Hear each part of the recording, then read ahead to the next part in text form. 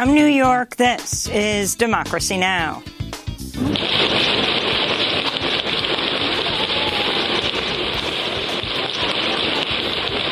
At least 5 people are dead in Beirut after snipers opened fire on a protest. The violence comes as Lebanon faces a devastating economic crisis.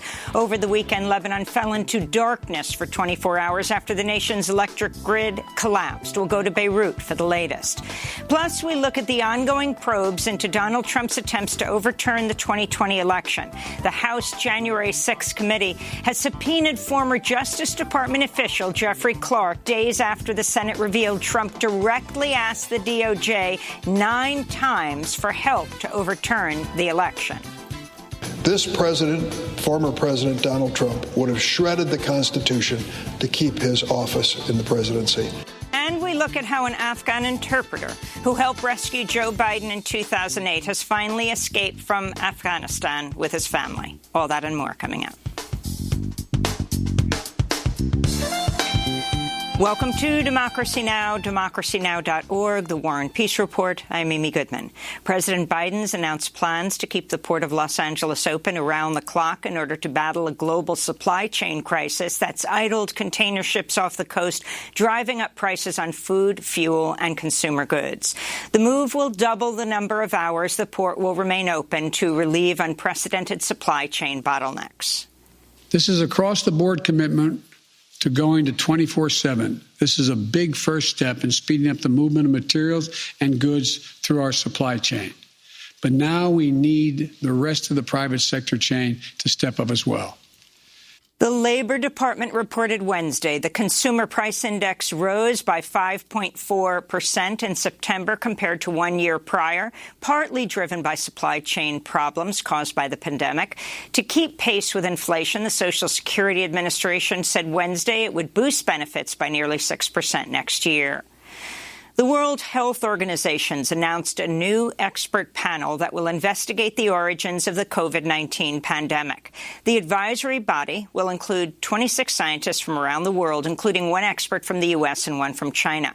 WHO Director General Tedros Adhanom Ghebreyesus said the panel will also investigate the origins of future outbreaks.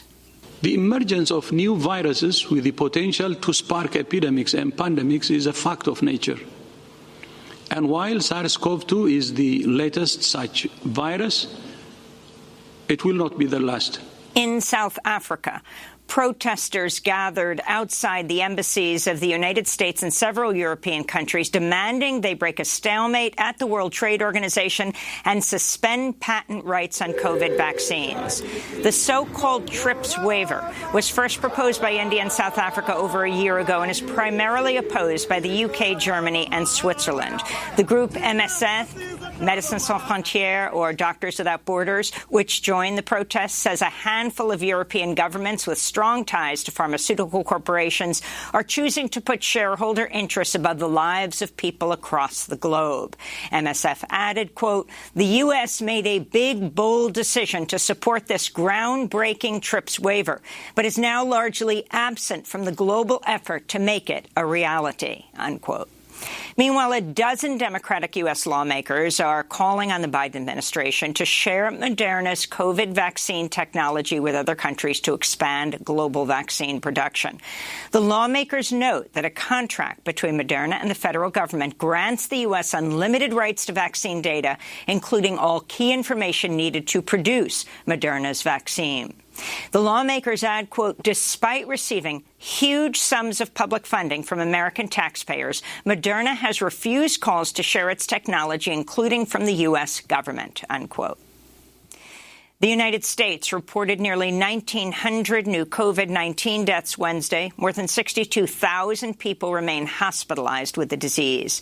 In Florida, the Department of Health has levied a $3.5 million fine on Leon County after officials there required employees to show proof of vaccination. Several other county governments, school districts, and businesses are under scrutiny for defying a ban on vaccine mandates imposed by Republican Governor Ron DeSantis. This comes as a new study by the Kaiser Family Foundation finds the U.S. could have prevented 90,000 deaths over the last 4 months if more adults had been vaccinated. The Biden administration's announced plans to build large-scale wind farms along most of the continental U.S. coastline. Interior Secretary Deb Haaland said Wednesday the U.S. will auction off leases to wind energy developers in waters off the coasts of California, Oregon, the Carolinas, as well as in the central Atlantic, Gulf of Maine, and Gulf of Mexico. The Biden administration hopes to see the U.S. produce 30,000 megawatts of electricity from offshore wind farms by 2030. A new report by the International Energy Agency finds commitments by world governments to cut carbon emissions are nowhere near what's needed to avert climate catastrophe. The IEA is calling on governments to move decisively to cut emissions in half by 2030, far faster than what countries have pledged under the Paris Climate Agreement. In Washington, D.C., another 90 climate activists were arrested outside the White House Wednesday, demanding President Biden take real action to halt the climate crisis. This is Anthony Lorenzo Green, a Washington, D.C. community organizer and city council candidate. We must repair the harm caused by environmental racism. That means we must have a world that no longer bows to the coal, oil, and gas industries that have a long history of poisoning our land and rivers. I know climate change is real because I live in a community where homes flood every year. Texas's Republican-controlled House of Representatives has approved a heavily gerrymandered redistricting map that severely diminishes the voting power of Black and Latinx communities while giving a disproportionate share of power to white voters. Final passage came at around 3:30 a.m. local time in Austin, capping 14 hours of debate. Mother Jones reporter Ari Berman tweeted in response, quote, "Democracy is quite literally dying in the dark." The conservative-led U.S. Supreme Court appeared in favor of reinstating the death penalty for Boston Marathon bomber Dzhokhar Tsarnaev after hearing arguments in the case Wednesday. A federal appeals court overturned the execution last year, but Biden's Justice Department is arguing to bring back his death sentence. Conservative Justice Amy Coney Barrett questioned the motivations of the federal government during the hearing. I'm wondering what the government's end game is here. So the government has declared a moratorium on executions, but you're here defending his death sentences. And if you win, presumably that means that he is relegated to living under the threat of a death sentence that the government doesn't plan to carry out. During the 2020 presidential campaign, Joe Biden pledged to work toward eliminating federal capital punishment. In Lebanon, heavy gunfights are ongoing and some of the worst violence Beirut has seen in a decade. Earlier today, at least 5 people were killed, multiple others injured, after gunfire erupted during a Hezbollah-led protest calling for the removal of Judge Lara Bitar from the investigation into last August's devastating blast at the port of Beirut. The explosion killed more than 200 people. Critics accused the judge of bias. It's unclear who fired the shots at the protesters after headlines will go to Beirut for the latest. In the Czech Republic, voters have defeated strongman populist Prime Minister Andrej Babiš in weekend elections after opposition parties formed alliances that received a majority of parliamentary seats.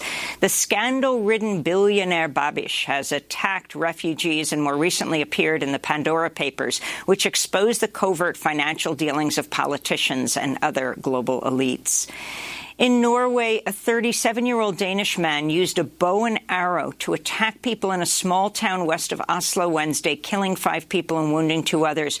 Police described the suspect as a Muslim convert who'd previously been flagged for radicalization, but authorities say the motivation for the attack is still unknown, that he's thought to have acted alone.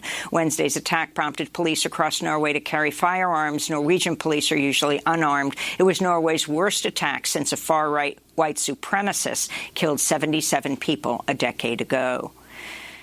Over 10,000 workers at John Deere farm equipment plants across the Midwest United States went on strike at midnight to fight for fair wages, pension benefits for all workers, and good working conditions. Members of the United Auto Workers overwhelmingly rejected a proposed contract and say they'll continue bargaining with the company until all their demands are met. In other labor news, tens of thousands of Kaiser Permanente employees in California and Oregon have voted to authorize a strike amid stalled contract contract negotiations over pay and working conditions. Health workers say the pandemic had led to mental health concerns and severe staff shortages. This comes as some 60,000 film and TV workers with the International Alliance of Theatrical Stage Employees, or IATSE, could go on strike starting Monday if no deal is reached in the coming days to address the industry's low wages and overworking of crews. This is Liz Schuler, president of the AFL-CIO, of which IATSE is a member union. We're fighting for the weekend, as I said earlier. I mean, it's 2021, and these people are working overtime. They're, answering the call, and yet the companies now who are making pretty tidy profits suddenly can't pay overtime. Yeah. And suddenly you can't have a meal break. Right. And you're ending your shift on a Friday night and are being called back Saturday morning with less than 8 hours of time in between. Many are referring to this month as Striketober due to the massive wave of work stoppages that are expected or are already underway. Meanwhile, workers at a dollar store in Connecticut and multiple Starbucks locations in Buffalo, New York, are organizing to form the first unions at their respective workplaces. This week, Starbucks announced it's closing 2 of the Buffalo stores being unionized. The company called the move a coincidence. And those are some of the headlines. This is Democracy Now!, democracynow.org, The War and Peace Report. I'm Amy Goodman in New York, joined by Democracy Now! Co-host Nermeen Sheikh. Hi, Nermeen. Hi, Amy, and welcome to our listeners and viewers across the country and around the world. Well, we're beginning today's show looking at the growing economic and political crisis in Lebanon. Earlier today, at least 5 people died, over 30 were wounded in Beirut after snipers attacked a protest where demonstrators were calling for the removal of the judge investigating last year's deadly port explosion. Today's protest was in part organized by Hezbollah. Clashes continued in the streets of Beirut for hours after the snipers first opened fire. The deadly attack comes just days after Lebanon's state-run electrical grid collapsed, resulting in a 24-hour nationwide blackout. While electricity has been partially restored, much of the country still faces long stretches without power. According to the World Bank, Lebanon is confronting one of the worst economic depressions in modern history. Its currency has collapsed. There are massive food and fuel shortages. Almost 3/4 of the population live in poverty. And Lebanon is facing a political crisis as investigations continue into last year's port explosion, which killed at least 215 people and destroyed entire neighborhoods of Beirut. We go now to Beirut, where we're joined by Lara Bitar. She's editor-in-chief of The Public Source, a Beirut-based independent media organization. Lara, welcome to Democracy Now! Just explain what's happening to Lebanon.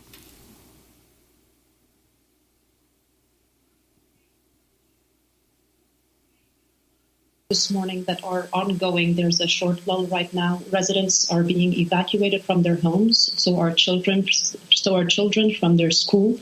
As you correctly stated, snipers, unidentified still to this point, fired at a demonstration that was organized by Hezbollah and their allies, the Amal movement. These 2 political parties have been trying to unseat the lead investigative judge, Judge Lara Bitar, from the investigation into the port explosion. Lara, could you explain who the judge is and why there's such opposition to him carrying out this investigation? So I think far beyond the intricacies and the details of this investigation in particular, Lebanon has a very long history since the Civil War and in the aftermath of unresolved political assassinations, bombings, a myriad of and different types of violences that are carried out every once in a while, sporadic clashes, and oftentimes, or not to say all the time, we are unable to identify the culprits. We are unable to attain any sort of justice. And these acts continue to be carried on with complete impunity. There is never any accountability. And this tone was set in the aftermath of the Civil War, when warlords, now politicians, continued kind of the same mechanisms and these same power struggles. So whenever we have these outbursts or clashes, bits and bouts of violence that take place in the city and outside of the city, it's really just a continuation of these decades-long power struggles between varied political forces, for the most part right-wing forces that are just struggling for power amongst each other. In moments of calm, it's when we have these national unity governments, and these national unity governments are for the most part characterized by these same political parties that in essence gang up on the population to divide the spoils amongst each other. As far as this judge is concerned, he is the second judge to have been assigned to carry out this task. The judge that preceded him, Judge Sawan, was forced to resign. And we later found out that he was receiving a lot of death threats, and he was not able to carry out the duty that he was tasked with. The allegation or the claim of Hezbollah and their allies is that this investigation is being politicized, that the United States and their local partners in Lebanon are trying to exploit the investigation. A couple of days ago, they kind of inferred that this judge was leaning towards incriminating Hezbollah, the Party of God. So this is a part of the reason why there's this attack on this investigation.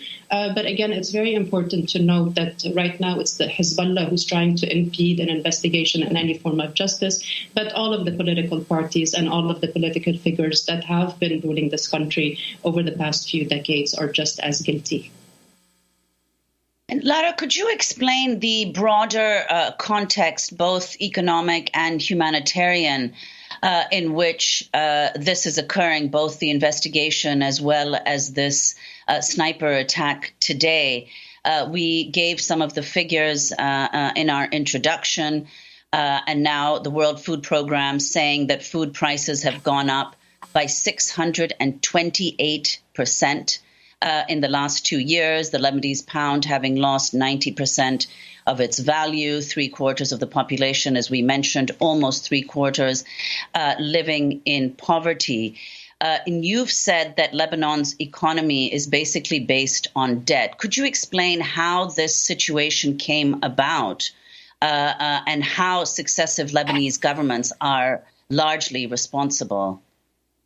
Definitely. Nermeen, if you'll allow me first, I would just like to correct the record on one thing, because we at the Public Source put out a special issue on the first commemoration of the August blast, and we combed through unofficial lists, official lists, media reports, talked to the families of the victims of the blast, and what we found out is that 252 people were killed in the blast, not as widely reported, over 200. And just to kind of portray the Lebanese state's failures on one hand, but complete negligence and disregard for human lives and the cost of the blast and other explosions and fires that have taken place since. The Lebanese Health Ministry stopped updating the list of casualties shortly after the blast took place and only accounts for 191 victims, whereas people are still dying from the blast. And as a matter of fact, one pharmacist died exactly 1 year after the blast on August 4, 2021, so just a few months ago. So to get back to your question, Lebanon right now is experiencing one of the most devastating economic crisis that not only that the region has seen, but the world, and as stated in the World Bank report, 79% of the population is living underneath the poverty line. This is up from close to 25 to 30% just 3 years ago. The situation for Syrian, Palestinian, and other refugees who live in Lebanon and have been living here for quite a while is even more disastrous, with the figure reaching up to 90%. So over the past 2 years, we've been experiencing severe power outages. The nationwide power outage that took place last week was not exceptional. And as a matter of fact, it was surprising to most of us because we found out that there was a power outage through the media. It was not something that most people noticed. This is how bad the electricity situation is in Lebanon right now. Before the nationwide power outage that took place, most people were only being supplied with an hour of electricity a day, 2 at most. So this is obviously impacting our access to water. Our access to water, our access to drinking water as well. And obviously, due to the shortages in fuel, diesel, and so on, there are frequent disruptions to the internet, frequent disruption to all telecommunication services. And we've also been faced since the beginning of the summer with recurring shortages in petrol, the subsidies on which have recently been lifted. So the situation across the board is disastrous. Public sector employee wages have been decimated. The education provided by public schools and the only public university, the Lebanese university, is at risk. It's not clear yet if there's going to be another school year. And pretty much access to any basic services, commodities, basic goods is extremely difficult for the vast majority of the population. Can you respond to the World Bank saying Lebanon is in one of the worst economic collapses in the last 150 years? A bit further explain. So let me answer that question by talking about the formation of the most recent government spearheaded by billionaire Prime Minister Najib Mikati. Najib Mikati is basically tasked with doing one thing, in my opinion, which is, obviously to resume negotiations with the IMF. Going back to the earlier question about the economy of Lebanon being based on debt, what led us to this situation today is exactly this economy that is non-productive in any shape or form, that is reliant almost exclusively on remittances from abroad, that is also reliant to a certain extent on the service industry. But for the most part, the economy of Lebanon is non-productive at all. So over the past 30 years, it has been dependent almost exclusively on these loans from the IMF, from the World Bank, from the international community in general. And this is really what got us into this disastrous situation to begin with. So going back to Prime Minister Najib Mikati, he's tasked with resuming these negotiations with the IMF, with further indebting the country and the population for generations to come. And the World Bank really and the IMF and the international community at large has a lot of responsibility in what's happening with Lebanon.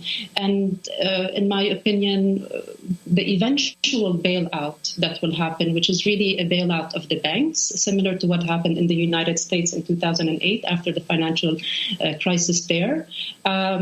We are hearing a lot of talk about selling off what remains of state assets, of further decimating the public sector, of basically killing off what remains of this country and eliminating any possibility for, on one hand, political change, economic change, and on the other, social change. And again, I must emphasize that the international community holds a huge responsibility in constantly allowing the political class to reproduce itself, of throwing it a lifeline, whatever it is in crisis, and of preventing really the will of the people to be assumed.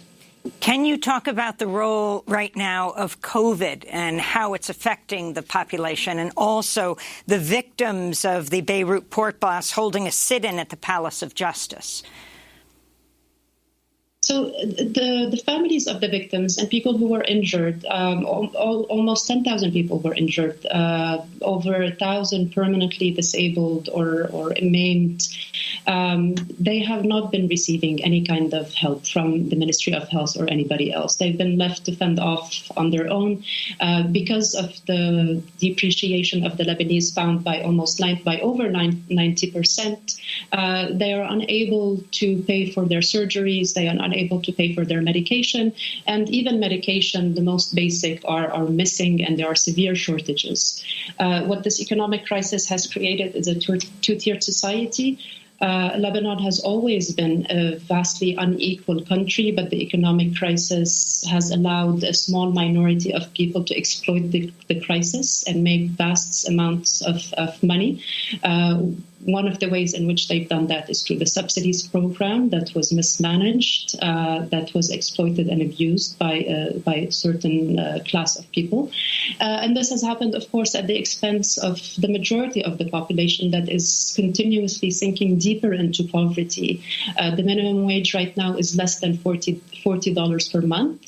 And to talk a little bit about COVID, the mismanagement of the vaccination program was really what was expected. The Lebanese Ministry of Health decided to buy some of the most expensive vaccines by using some of the World Bank loan that they had received as part of this resilience program, about $40 million, $32 million of which were used for the vaccination program. Less than 19% of the population is fully vaccinated, and the program in general was in complete disarray, mismanaged. Some people were allowed to cut the line ahead of others who should have been prioritized. Taxi drivers, people with disabilities, some of the most vulnerable of the population were placed at the end of the line. But then we saw, of course, government officials at the very front, and this outraged a lot of people when it happened. And I assume that one of the reasons that Lebanon hasn't been hit by the Delta variant as hard as other countries have is simply because so many people have already been infected. Granted, the number is around 700,000 people who were infected, but of course, it's fair to assume that the number is significantly higher since testing has drastically reduced over the past few months, and the COVID-19 pandemic is not really so much on the agenda anymore. Lara, could you talk about the broader health context in which this COVID pandemic is playing out in Lebanon? I mean, quite apart from the absence or mismanagement of vaccination, there are also the most basic medicine is not available, and hospitals and clinics are on the verge of collapse. If you could respond to that, explain what's happening, and also elaborate on your earlier point about the international community's complicity in the present situation. If you could explain what you mean by that and what you think needs to happen. Sure. So I'll start first by addressing the health crisis in Lebanon. As you stated, most of the even generic medications are not available in pharmacies anymore, and people who have access to what is now referred to as fresh dollars could potentially buy some of this medication off of the black market at exorbitant prices.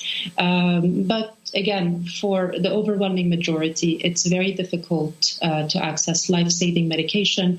A few weeks ago, cancer patients held a sit-in because they have been prevented from continuing their treatment for quite a while. They haven't been able to access the medication that they need.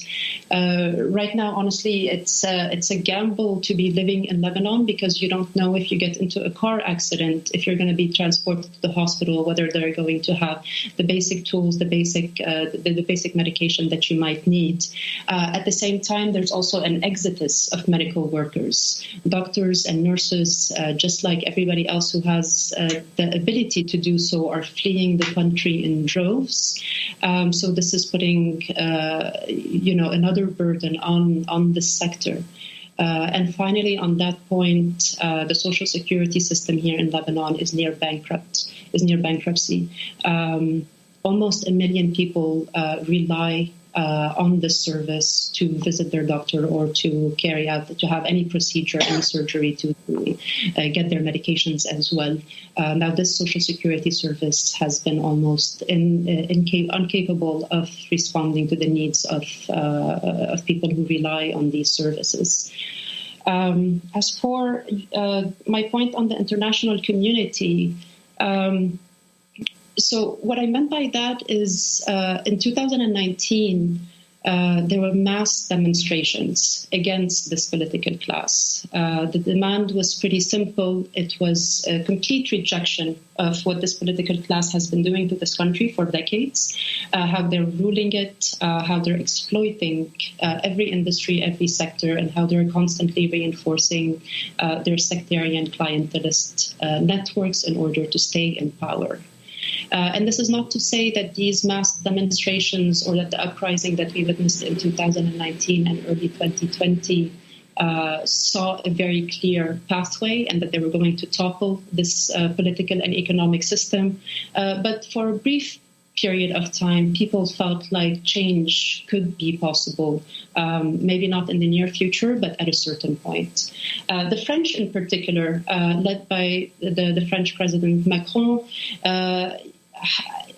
who had this initiative, who was really playing hero in the aftermath of the explosion, and was constantly coming to Beirut and making statements, promised kind of that no aid would be given to the Lebanese government without reforms. Now, we all know what reforms mean. Reforms mean further privatization. Reforms at a certain point will, of course, mean even harsher austerity measures, and a reform that is in the benefit of the banking sector in Lebanon, that is very powerful, and that has a lot of sway in a lot, if not most, of the political decisions that are made by this establishment. Lebanon would, or the Lebanese government and this political class would not be able to sustain itself without the financial assistance of countries like France and others. This political class that is now preparing itself for elections next year would not be able to finance these elections and bribe people, with the basic goods and services, had it not been for the financial assistance of the international community. We want to thank you, Lara Bitar, editor-in-chief of The Public Source, a Beirut-based independent media organization, speaking to us from Lebanon. Coming up, we're going to look at how an Afghan interpreter who helped rescue Joe Biden in 2008 has finally escaped with his family from Afghanistan. Stay with us.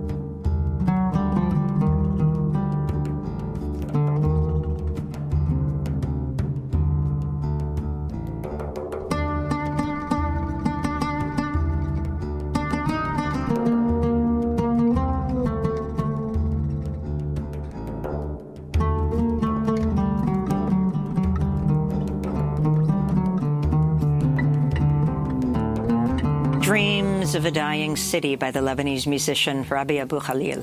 This is Democracy Now!, democracynow.org, the War and Peace Report. I'm Amy Goodman with Nermeen Sheikh, an Afghan interpreter who helped rescue then-Senator Joe Biden when he was stranded 13 years ago in Afghanistan in 2008. Made headlines this week when the Wall Street Journal reported he and his family have finally escaped Afghanistan. Tens of thousands of people were evacuated by the United States and its allies between the Taliban takeover and the end of official evacuation efforts on August 30th. Many were left behind, including those who'd worked for the U.S. government and military. A day after the U.S. evacuations ended, Aman Khalili, who worked as an interpreter with the U.S. Army, made a public plea to Biden in the Wall Street Journal. "Save me and my family," he said.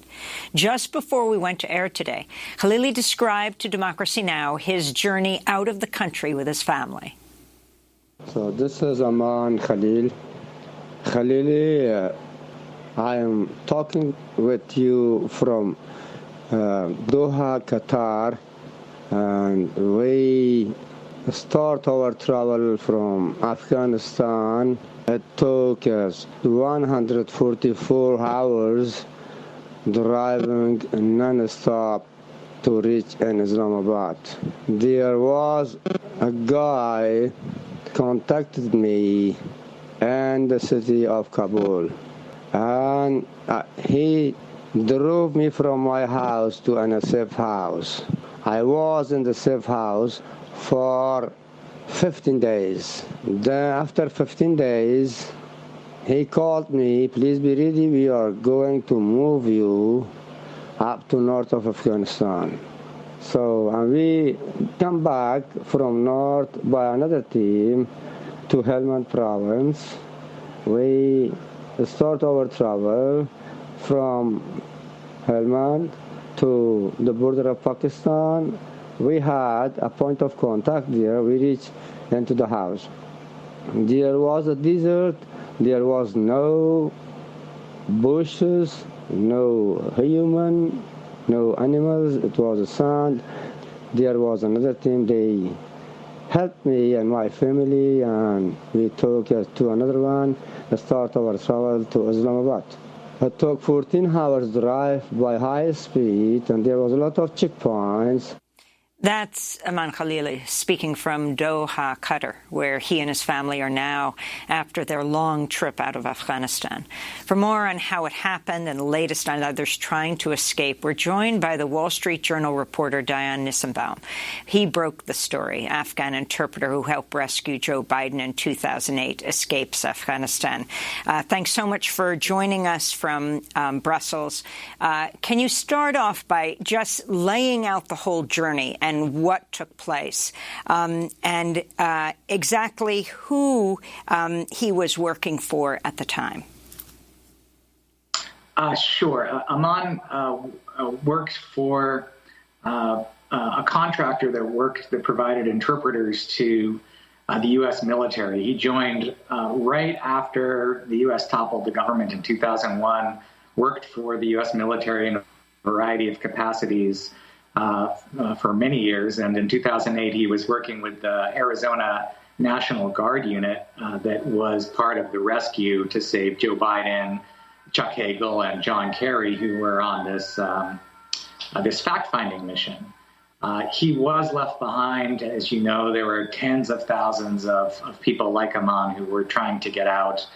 This Army National Guard unit contacted me in the waning days of the evacuation and said, Aman's being left behind. He was part of this special mission, and he made that emotional appeal to the president, which in fact led to the officials in the White House and Jen Psaki, the White House spokesperson, saying, "We will get you out.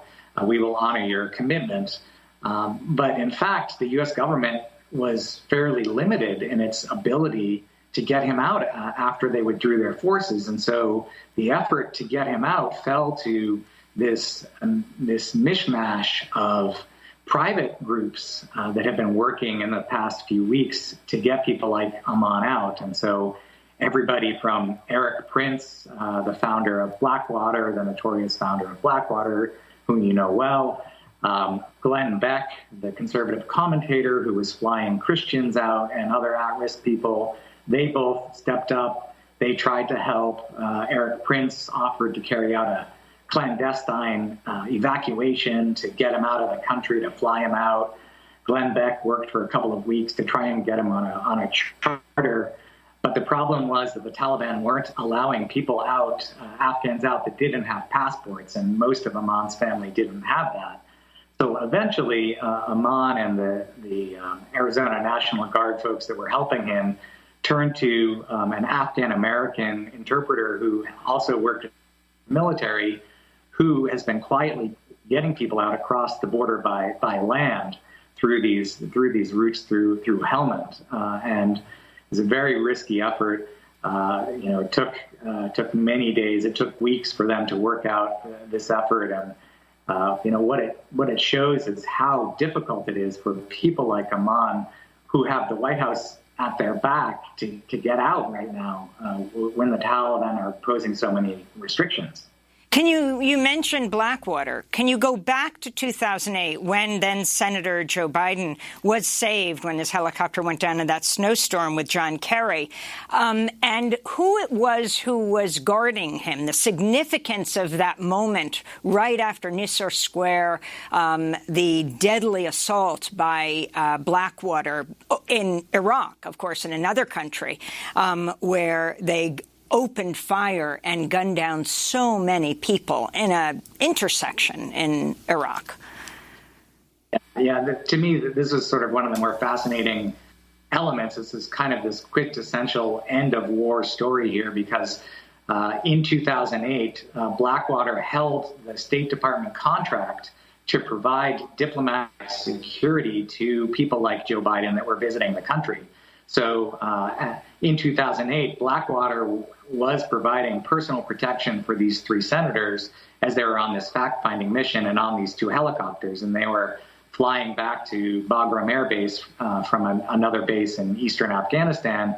They hit this snowstorm, whiteout conditions. They have to land in this valley. And so you had a Blackwater team that was providing personal protection for the three senators, and then they had the Army that was obviously providing protection for the general that was with them and for the transport in Afghanistan. So Blackwater was providing security. This was just months after Blackwater's security in Baghdad had killed 17 people in Nisour Square, and so it was a polarizing event. I just thought it fascinating. I don't even think that the senators at the time knew that Blackwater was providing them security, but there they were, and Eric Prince was boasting about saving Joe Biden in his biography, and then when the withdrawal was happening, and then he popped up again to try and offer to save them again. At the time, over the last few weeks of the withdrawal from Afghanistan in August, Eric Prince was offering seats on charter planes for upwards of $6,000 or more, and never got very many people out. He got maybe one charter out, if that. But he was one of those people that was making a lot of offers to help people that fell through.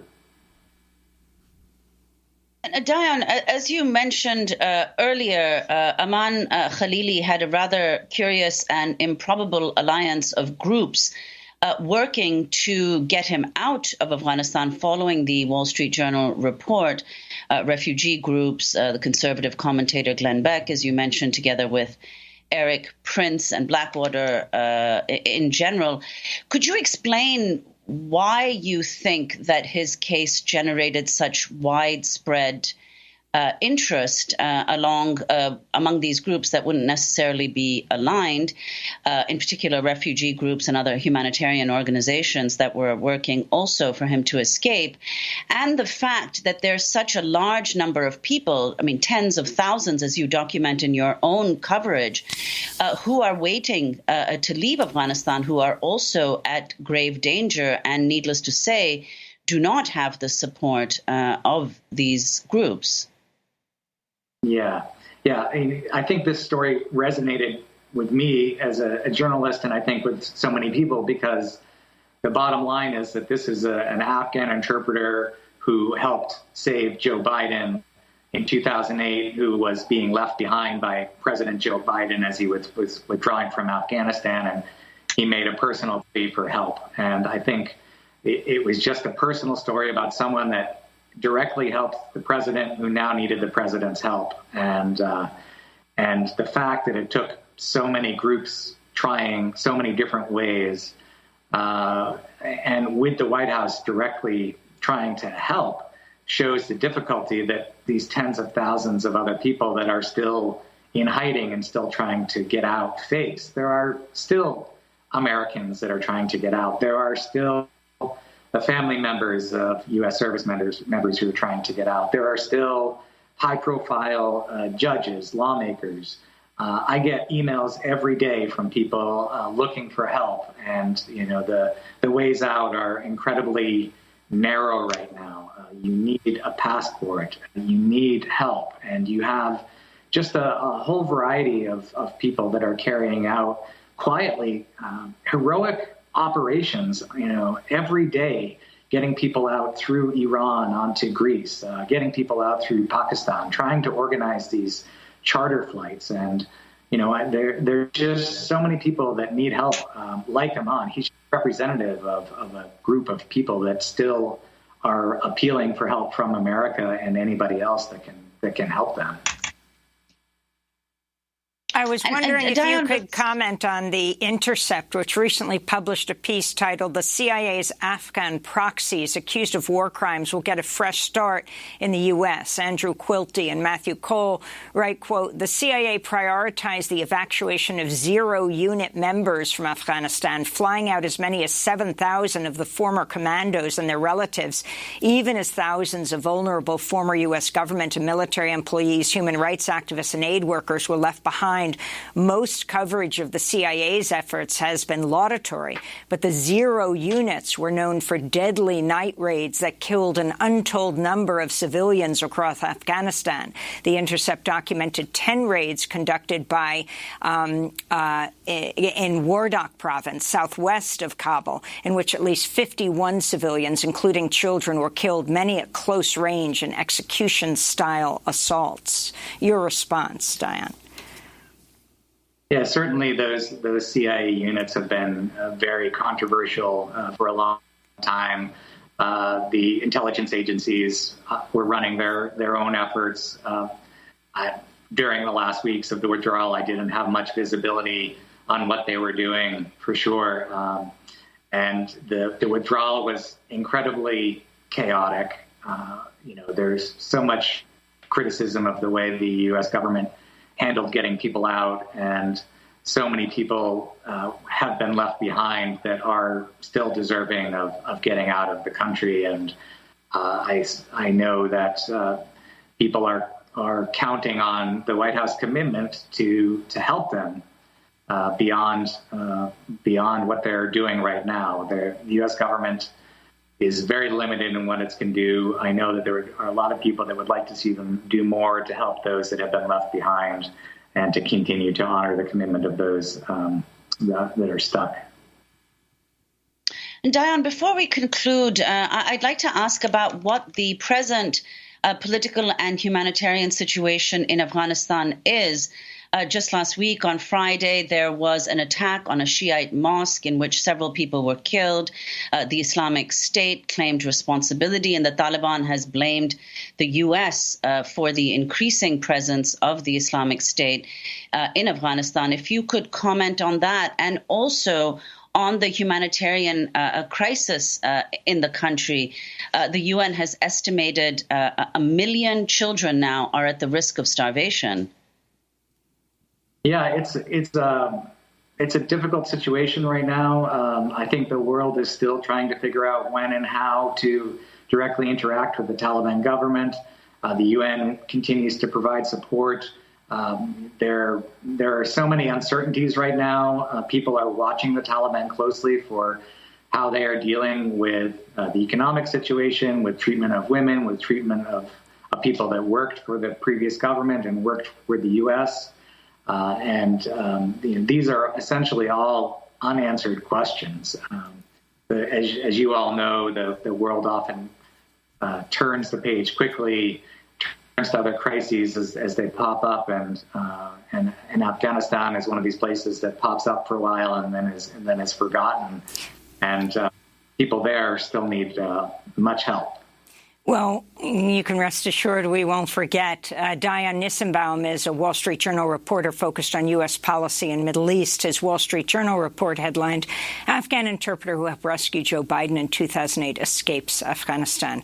When we come back, we look at probes into Donald Trump's attempts to overturn the 2020 election in 30 seconds.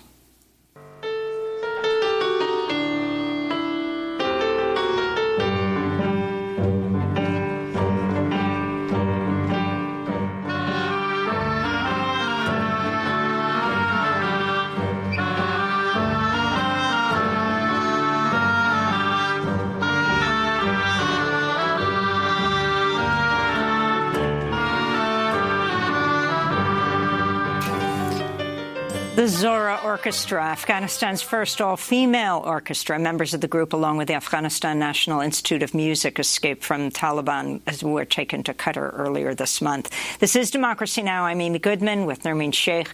The House committee investigating the January 6th insurrection subpoenaed former Justice Department official Jeffrey Clark, whom Donald Trump considered installing as Attorney General in the final weeks of his presidency because he supported subverting the election. This comes as information continues to come out about Trump's extraordinary efforts to stay in the White House after losing to Joe Biden.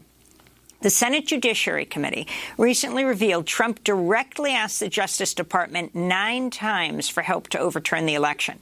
The Senate report states Trump's efforts to use DOJ as a means to overturn the election results was part of his interrelated efforts to retain the presidency by any means necessary, unquote. One of Trump's lawyers, John Eastman, also wrote a 2-page memo detailing how Trump could essentially stage a coup by getting the electors from 7 states thrown out, preventing Biden from winning enough electoral votes. On Wednesday, former acting Attorney General Jeffrey Rosen testified in private for 8 hours before the House subcommittee investigating the January 6th insurrection. The committee's preparing to file criminal charges as soon as today if former Trump advisor Steve Bannon misses a deadline to testify and hand over documents. Bannon's been pardoned by President Trump. We're joined now by John Nichols, national affairs correspondent for The Nation. His latest article, Trump's coup attempt is far from finished. Explain why people should care right now, John Nichols, as, of course, President Trump is not president anymore.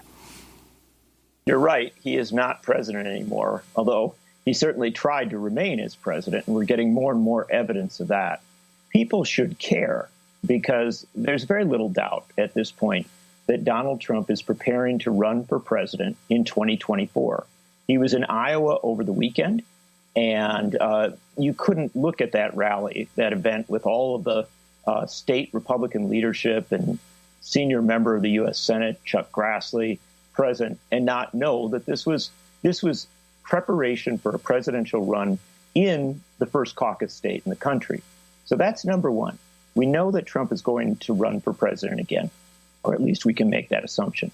Number two, he has taken full control of the Republican Party. It is absurd to suggest at this point that Donald Trump doesn't have top-to-bottom control of the party at the national level and, frankly, in most of the states. And so he will, if he runs, be the Republican nominee for president of the United States in 2024. And then finally, if he is the Republican nominee, even if he loses, we know from his past behavior that on election night or the next morning, he will declare that he won and the only thing that stood in his way was fraud. And because of this increasing control over the Republican Party, because of this increasing acceptance within the Republican Party at the state level of this big lie approach, we really are looking at the prospect that Trump will seek to implement exactly the strategy that he was trying to implement before January 6th, again in 2024. John Nichols, you've argued that, of course, Trump was impeached, but he should have been convicted. If he had been convicted, of course, he would have been prevented from running for another term. But could he have been convicted? Well, this is the very interesting question, because as all of this new information comes out, Nermeen, what we're starting to see is that the House of Representatives and the U.S. Senate did not have all of the evidence about Donald Trump's wrongdoing. What we now know is that he abused his position in ways that are jaw-dropping. The pressure that he put on the Department of Justice, the clear strategy that he had developed to get the Department of Justice to say that it was investigating fraud, and then to use that statement to get state legislatures that are under Republican control to send alternative slates of electors, was clearly part of an overall plan to upend the election results and to retain the presidency. That might, I'd say might, have had an impact on at least some Republican senators and might have led to a conviction. But you didn't get the conviction. What you got instead was 57 senators, the largest number in history, voting to convict a president who had, or former president at that point, who had committed high crimes and misdemeanors. Now the question is, can we do anything going forward? I want to turn to Donald Trump speaking on the John Solomon Reports podcast earlier this month. The insurrection took place on November 3rd. That was the insurrection, when they rigged the election. The big insurrection, the real insurrection, really the crime of the century, that took place on November 3rd, and not on January 6th. The real insurrection was Election Day. John Nichols, the significance of this and the point that the voting rights attorney, Mark Elias, makes, that there are so many voter suppression laws that are passing around the country right now to make it extremely difficult, particularly for Black, Latinx populations to vote, that it will make it more possible that there will be charges of fraud when someone makes a mistake because they're voting the same way they voted for years and suddenly they're wrong. There is simply no question, Amy. That's exactly what's going on. Donald Trump is promoting a big lie. And there's a lot of folks who are saying, well, yeah, he's the former president. He's been called out as a liar. We know that. We know that. But the fact is, he's succeeding in state after state after state. Republican officials, many of whom in the past stood up to him, or at least didn't go along with him on everything, are falling into line. They are supporting these bogus audits. And as you point out, they are supporting election and voter suppression strategies that, if implemented, will make it dramatically easier for the Republicans to upend election results or to impact election results in 2024. This is a big deal, and people have to refocus on the whole of this story, refocus on Donald Trump's clear sedition, his efforts to overturn an election result, and refocus on how to, A, avert the voter suppression strategies, and that's something that Congress can do by endorsing the For the People Act and the John Lewis Voting Rights Advancement Act, but also to hold Trump to account. It is absurd to suggest, as we learn more and more about Donald Trump's personal engagement in dramatic abuses of office, that Congress does not revisit these issues, and frankly, that state officials do not revisit these issues as well. We just have 30 seconds. The John Eastman memo, the significance of it? It lays out the strategy that was being examined in 2020, and it tells us what will be done in 2024 if action is not taken to hold Donald Trump to account and to avert voter suppression. We want to thank you, John Nichols. There's much more to talk about with you. We'll have you back on, the Nation's national affairs correspondent, and we'll link to your piece at democracynow.org. And we end today's show. We send condolences to our producer, John Hamilton, on the death of his father, William Billy Selden Hamilton, a professor of Slavic languages and linguistics, spent nearly 3 decades as assistant dean of the college at Wake Forest University. Also a longtime bluegrass musician, was affectionately known as banjo. And that does it for our show. Democracy Now! Is currently accepting applications for 2 positions, a Director of Finance Administration and a Human Resources Manager. Learn more and apply at democracynow.org. Democracy Now! Produced with Renee Feltz, Mike Burke, Dina Guzdor, Messiah Rhodes, Maria Tarasena, Tammy Warren, Tarina Nadura, Sam Alcoff, Tim Maria Studio, John Hamilton, Rabbi Karen, Honey Masood, and Adriana Contreras. Our General Manager is Julie Crosby. Special thanks to Becca Staley, Marion Barnard. I'm Amy Goodman with Nermeen Sheikh. Stay safe, wear a mask, save lives.